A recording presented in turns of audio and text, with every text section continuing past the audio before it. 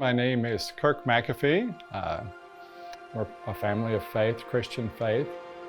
I work as a minister. I have 4 children.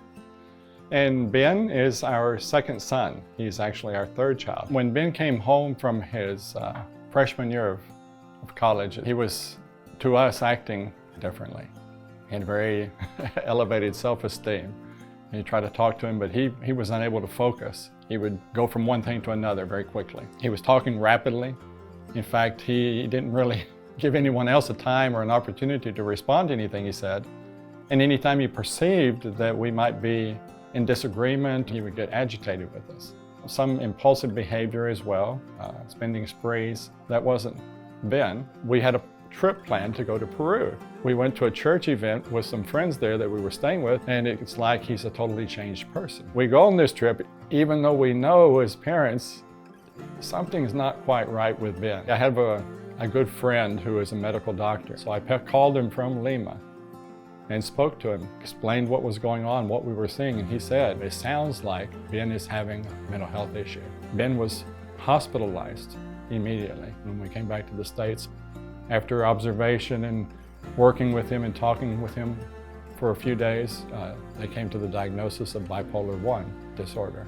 When you see something like that you're not certain if it's typical behavior or maybe a symptom of something more, mood swings, it may be depression, it may be euphoria, it may be sleeping long hours, or in Ben's case, not sleeping at all. If you have any question about what may be going on with your child, family member, whomever it may be, I would say, err on the side of consulting a professional, a trusted professional.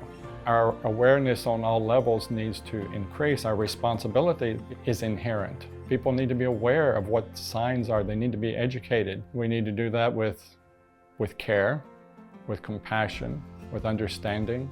Just be present. Don't try to fix anything. Just listen.